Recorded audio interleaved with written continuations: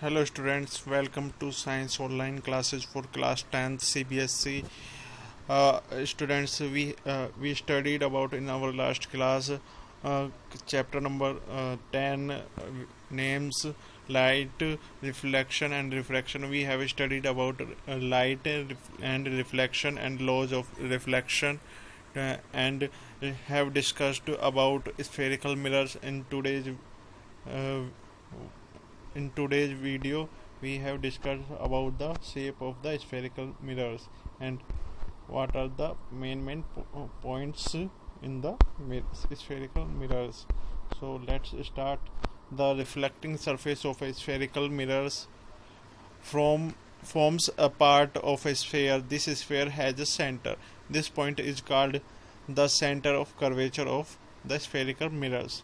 Means क्या कह रहा है ये कि एक स्फेरिकल मिरर को हम क्या मान सकते हैं कि एक बहुत बड़ा गोला है, मतलब बॉल, एक फुटबॉल के समान बहुत बड़ा गोला है, उसका एक छोटा सा पार्ट अगर हम काट दें तो उसको हम स्फेरिकल मिरर मान सकते हैं यदि, और उसके एक सरफेस पर अगर हम पॉलिश कर दे तो उसका दूसरा वाला जो सरफेस होगा वो रिफ्लेक्टिंग का वर्क करेगा, तो उसे हम जो एक बहुत बड़ा स्फेयर होगा उसका एक सेंटर होता है, मतलब एक फुटबॉल होती है या उसका एक सेंटर होता है। सेम उसी तरह जो हम मिरर उसमें से काट के निकालेंगे तो उसका भी वो सेंटर होगा। उस सेंटर को क्या बोलते हैं हम मिरर के लिए, उस सेंटर को बोलेंगे हम centre of curvature of the spherical mirror. It is represented by the letter C.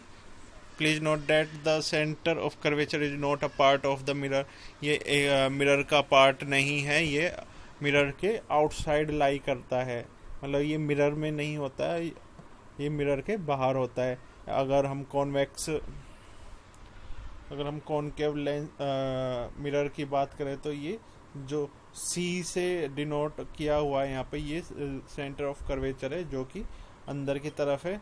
और यदि हम कॉन्वेक्स मिरर की बात करते हैं तो यहाँ पे हम देख सकते हैं कि जो सेंटर ऑफ कर्वेचर है वो मिरर के इस तरफ है, मतलब जहाँ की रिफ्लेक्टिंग साइड है उसके अपोजिट साइड है, ठीक है। And the center of curvature of a concave mirror lies in the front of it. मतलब कॉनकेव मिरर में क्या होता है, इसके सामने ही होता है, जहाँ की तरफ रिफ्लेक्टिंग साइड होती है उसी तरफ सेंटर ऑफ कर्वेचर होता है। एंड कॉन्वेक्स मिरर में अपोजिट साइड होता है, जहाँ की तरफ रिफ्लेक्टिंग साइड होती है उसके opposite side this centre of curvature lies करता है। The radius of the sphere of which the reflecting surface of a spherical mirror forms a part is called the radius of curvature of the mirror. Same जैसा कि हमने centre और पढ़ा था sphere का, इसी तरह उसकी स्फेयर की रेडियस भी होती है जो कि मिरर की क्या कहलाती है, रेडियस ऑफ कर्वेचर कहलाती है, जिसको it is represented by the letter R, capital R. इस डायग्राम में हम देख सकते हैं जो सी से लेके पी तक की जो लाइन बनी हुई है ये रेडियस ऑफ कर्वेचर होती है इसमें, क्योंकि सी सेंटर होता है एंड पी इसकी सरकमफेरेंस पर पॉइंट हो गया, तो सरकमफेरेंस से सेंटर तक की दूरी क्या होती है, रेडियस होती है, तो इसे ही रेडियस ऑफ कर्वेचर बोलते हैं। And you may note that the distance P C is equal to the radius of curvature. This is the P C, C is the centre and P lies on the mirror point. P is the point lies on the mirror. So equal to PC is equal to the radius of curvature. Imagine a straight line passing through the pole and the center of curvature of a spherical mirror. This line is called the principal axis. Remember that the principal axis is normal to the mirror at its pole. Let's understand an important terms related to the mirror through an activity. Means principal axis कौन सा होता है, इस diagram में हम देख सकते हैं कि C से P तक की जो लाइन बनी हुई है, यदि हम इसको P से आगे की तरफ बढ़ा देते हैं तो ये जो पूरी लाइन बनती है ये प्रिंसिपल एक्सिस कहलाती है, और ये नॉर्मल का वर्क करती है यहाँ पे, जहाँ पे पी पॉइंट होता है। ये पी पॉइंट क्या होता है, पी पॉइंट को हम पोल बोलते हैं, इसके लिए पोल। अब ये एक एक्टिविटी बताई गई है कि इसमें the paper at do not look at the sun directly और even into a mirror reflecting sunlight, it may damage your eyes. Means क्या कह रहा है कि हम सीधे सूरज की तरफ नहीं देख सकते, और जब हम मिरर सूरज की तरफ करते हैं तो उसकी मिरर से जो धूप होती है वो रिफ्लेक्ट होकर हमारी आइज़ पर पड़ती है, तो हम उसे भी नहीं देख सकते हैं। और वो अगर हम ऐसा करते हैं कि अगर हम जानबूझ के उसको देखने की कोशिश करेंगे तो हमारी आँख डैमेज होने का चांसेस है। Hold a concave mirror in your hand and directly its reflecting surface toward the sun. मतलब कॉनकेव मिरर को हम सन की तरफ, उसकी रिफ्लेक्टिंग जो साइड है उसको सन की तरफ रखने के लिए बोल रहे हैं। ये जो डायग्राम ए बना हुआ है ये कॉनकेव मिरर है।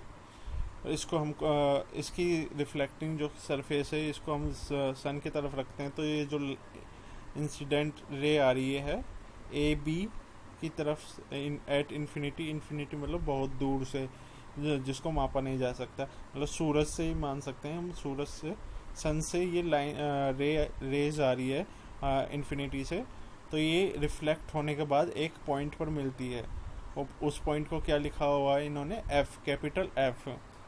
तो direct the light reflected by the mirror on a sheet of paper held close to the mirror, move the sheet of paper back and forth gradually until you find the paper sheet a bright sharp spot on of light। Means क्या कह रहा है, इस अगर हम यहाँ पे paper sheet रखते हैं जहाँ पे एफ पॉइंट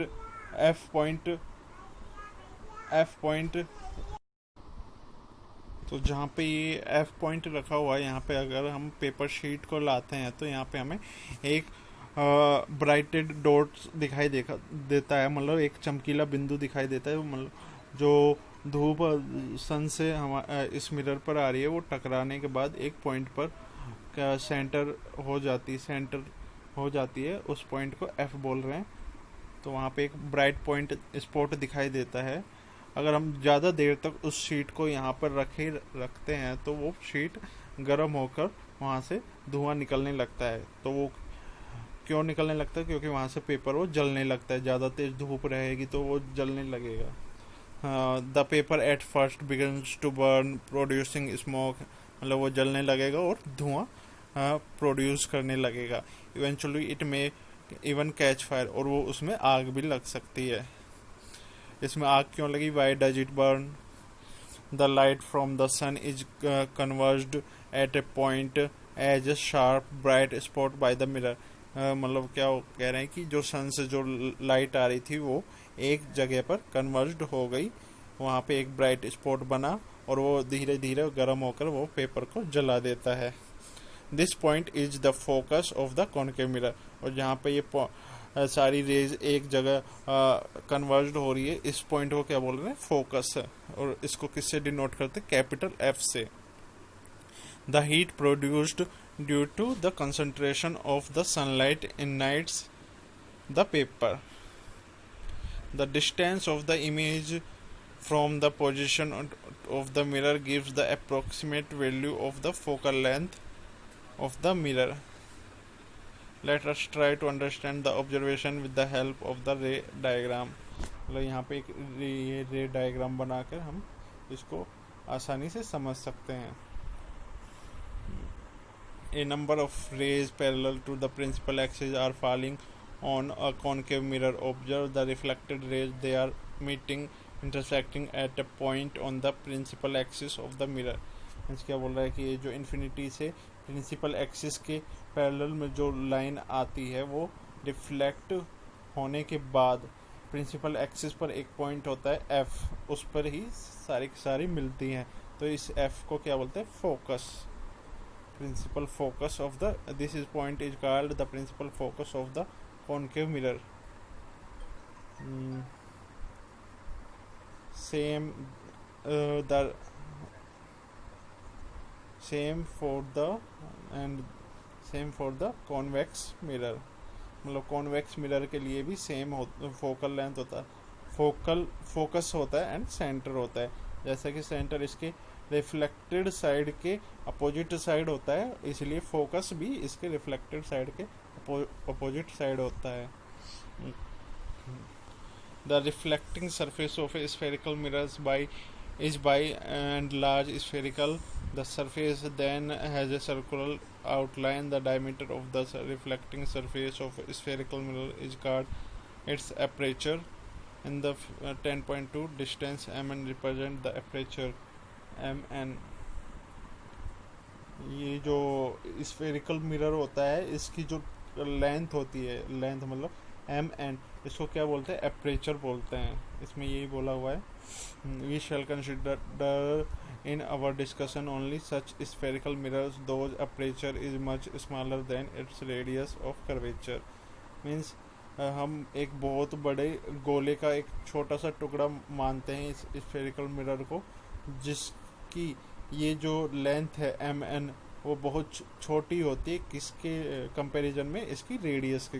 मतलब जो पी सी जो लेंथ है इसकी अगर हम कंपैरिजन करते हैं, इसका कंपैरिजन करते हैं एम एन से, तो यह बहुत बड़ी होती है रेडियस अपर्चर से। Is there a relationship between the radius of curvature R and the focal length F? Obviously है। क्या है इनका रिलेशन कि रेडियस जो होता है वो फोकस का 2 गुना होता है, या radius of curvature equal to 2 into radius focus of curvature, मतलब capital R equal to 2 into F.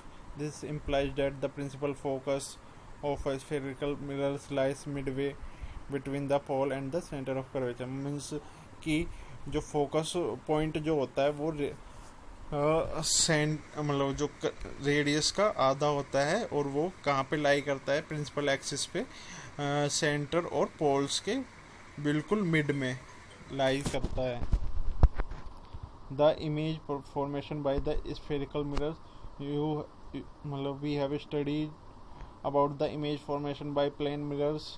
मतलब हम प्लेन मिरर्स में हम देख चुके हैं, या हम रोज़ाना देखते भी हैं जब हम रेडी होते हैं तो मिरर के सामने जब खड़े होते हैं, तो कि उसकी इमेज कैसी बनती है, कि कितनी डिस्टेंस पर बनती है मिरर में इमेज, और कितनी बड़ी बनती है, ये सब हम देख चुके हैं। The position and the relative size, दोनों चीज़, पोजीशन कहाँ पे बनेगी, नेचर कैसा होगा, वर्चुअल होगा या रियल होगा, मतलब रियल इमेज होगी या वर्चुअल होगी, और उसका साइज क्या होगा, ये सब हम प्लेन मिरर के लिए तो हम जानते ही हैं। और हम पढ़ेंगे किसके लिए, स्फेरिकल मिरर्स के लिए। How can we locate the image form by a concave mirror for different position of object, are the image real और वर्चुअल, मतलब वो जो इमेज जो बनेगी वो रियल होगी या virtual, and they in large, मतलब वो बड़ी होगी, डिमिनिश्ड मतलब बहुत ही छोटी होगी, और हैव द सेम साइज और इक्वल होगी। We shall explore this with an activity. एक activity का, this is the activity. You have already learnt a way of determining the focal length of a concave mirror. Concave mirror की focal length को हम देख सकते हैं कैसे, उस जो हम एक एक्टिविटी पढ़ चुके हैं उसको करके हम उसकी फोकल लेंथ निकाल सकते हैं। जहाँ पे मतलब जो रेज होगी वो एक जगह ब्राइट स्पॉट क्रिएट करेगी, वो तो जहाँ पे ब्राइट स्पॉट क्रिएट होगा वो उसका फोकल बिंदु होता है, फोकल पॉइंट होता है, फोकस पॉइंट होता है। अब हम यहाँ पे कुछ देखते हैं कि कॉनकेव मिरर के लिए डिफरेंट पोजीशंस पर अगर हम कोई ऑब्जेक्ट रखते हैं तो उसकी जो इमेज होती है वो कहाँ पर बनती है, ये हम इस टेबल से समझ सकते हैं। जो फर्स्ट कॉलम है उसमें दिया हुआ है कि पोजीशन ऑफ द ऑब्जेक्ट को अलग अलग पोजीशंस पर रखा हुआ है कॉनकेव मिरर के लिए, जिसका अंदर की तरफ धंसा हुआ जो भाग रहता है वो रिफ्लेक्टिंग का वर्क करता है। उस मिरर के लिए ये पोजीशंस दी हुई है, पोजीशंस ऑफ इमेज दी हुई है, साइज ऑफ द इमेज दिया हुआ है, and nature of the image दिया हुआ है। तो फर्स्ट पोजीशन है कि इन्फिनिटी, मीन्स जैसे कि सन या मून से जो लाइट आती है वो इन्फिनिटी मतलब बहुत दूर से जो लाइट आती है और वो प्रिंसिपल एक्सिस के पैरेलल आएगी, तो वो उसकी इमेज कहाँ पे बनेगी, फोकस पर बनेगी। क्योंकि हम देख रहे थे उस एक्टिविटी में भी कि फोकस में जो पॉइंट होता है उस पे ही सारी रेज इंटरसेक्ट करती है। तो जब इन्फिनिटी पे ऑब्जेक्ट रखा होगा तो उसकी इमेज बनेगी, वो जो बनेगी वो फोकस पे बनेगी। और उसका साइज क्या होगा, हाईली डिमिनिश्ड पॉइंट साइज, मतलब बहुत ही छोटा होता है, वो पॉइंट साइज के बराबर होता है। और नेचर कैसा होगा उसका, वास्तविक रियल इमेज होगी और इन्वर्टेड उल्टी बनेगी। हाँ, बियॉन्ड सी है सेंटर ऑफ कर्वेचर। अगर हम सेंटर ऑफ कर्वेचर के बाद रखते हैं और इन्फिनिटी और सेंटर ऑफ कर्वेचर के मिड में कोई ऑब्जेक्ट रखते हैं तो उसकी इमेज कहाँ पर बनती है, उसकी इमेज बनती है फोकस और सेंटर के मध्य के बिटवीन में। जो फोकस बिंदु होता है और सेंटर ऑफ कर्वेचर होता है उसके बीच में बनेगी। और वो कैसी बनेगी, उससे छोटी बनेगी, डिमिनिश्ड साइज उसका छोटा रहेगा, जितना बड़ा ऑब्जेक्ट रहेगा उससे छोटा इमेज उसका बनेगा। और कैसा बनेगा, रियल बनेगा और उल्टा बनेगा, इन्वर्टेड मतलब उल्टा बनेगा। यदि और थर्ड पोजीशन दी हुई है एट सी मतलब सेंटर ऑफ कर्वेचर पे यदि हम ऑब्जेक्ट को रखते हैं तो उसकी जो इमेज बनेगी उसकी पोजीशन क्या होगी, सेंटर एट सी मतलब सेंटर ऑफ कर्वेचर पर ही बनेगी, सेम साइज की होगी और वो रियल और इन्वर्टेड होगी। और फोर्थ पोजीशन है कि centre of curvature and focus point के मिड में रखते हैं तो उसकी जो इमेज बनेगी वो बनेगी सेंटर ऑफ कर्वेचर से दूर, मतलब बियॉन्ड सी। और कैसी बनेगी, बड़ी बनेगी, ऑब्जेक्ट से इनलार्ज। और कैसी होगी, रियल एंड इन्वर्टेड। ये हम आगे अच्छे से देखेंगे। अभी हम टेबल से इनको लर्न करने की कोशिश करते हैं, फिर हम अच्छे से इसको पढ़ेंगे। और यदि हम फोकस पॉइंट पर रखते हैं तो उसकी इमेज बनेगी इन्फिनिटी पे। और कैसा होगा उसका साइज, बहुत बड़ा होगा, highly enlarge and nature of the image real होगी और उल्टी बनेगी। And between P and F मतलब पोल और फोकस पॉइंट के मध्य रखते हैं तो कहाँ पर इमेज बनेगी, कौन के मिरर के लिए, बिहाइंड द मिरर के बैक साइड में बनेगी। उसकी इमेज कैसी होगी, मतलब इनलार्ज बड़ी होगी और वर्चुअल और इरेक्ट मतलब सीधी और वर्चुअल होगी, काल्पनिक होगी। हम उसको मिरर में देख सकते हैं, जैसे कि हम प्लेन मिरर में हम खुद को देखते हैं उस तरह से उसकी इमेज बनेगी, मतलब मिरर में हमें दिखाई देगी। तो ये कुछ पोजीशंस थी और उनकी इमेज की पोजीशंस थी और ये ऑब्जेक्ट की पोजीशन थी, इनको हम लर्न कर सकते हैं इजीली। अगर इन्फिनिटी पे है तो फोकस पे बनेगा, फोकस पे है तो इन्फिनिटी पे इमेज बनेगी। ये आपस में इन्वर्टेड होते हैं एक दूसरे के। अगर सी के बियॉन्ड है तो उसकी जो इमेज बनती है वो फोकस और सी के सेंटर के मध्य बनेगी, के बिटवीन में बनेगी। और अगर ऑब्जेक्ट सेंटर और फोकस के मिड में है तो उसकी इमेज जो बनेगी वो सेंटर के बियॉन्ड बनेगी। और यदि ऑब्जेक्ट सेंटर पर है तो उसकी इमेज सेंटर पर ही बनेगी। ये एक दूसरे के इन्वर्टेड होते हैं, अपोजिट होते हैं, तो ये लर्न करने में इजी रहते हैं। सो आज की क्लास में बस इतना ही पढ़ेंगे। स्टार्ट कल हम इसको अच्छे से देखते हैं, इस इमेज क्रिएशन करके देखेंगे। आई होप कि यहाँ तक आपको समझ में आया होगा। So thanks for watching, thank you.